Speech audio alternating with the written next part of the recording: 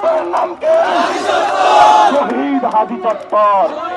শহীদ হাদি চত্বরে এই শহীদ ভাইয়ের আমরা যারা যা পড়বো ইনশাআল্লাহ পুরা বাংলাদেশের রক্ত রাঙিয়ে দিব।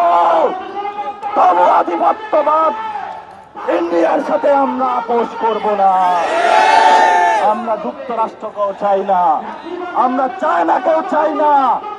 আমরা 47 লড়াই করেছি, 71 করেছি, 34 করেছি, আবার করব। বাংলাদেশ ঘুরে দাঁড়াবে এবার ইনশাআল্লাহ।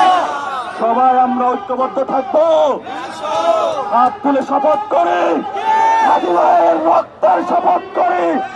আমরা একটি লোক জীবিত থাকতে হাদি ভাইয়ের যে আকাঙ্ক্ষা, আধিপত্যবাদ, কালচারাল পলিটিক্যাল যে আওয়ামী সন্ত্রাসপনা, বেশিরভাগকে আমরা রুখে দেব ইনশাআল্লাহ।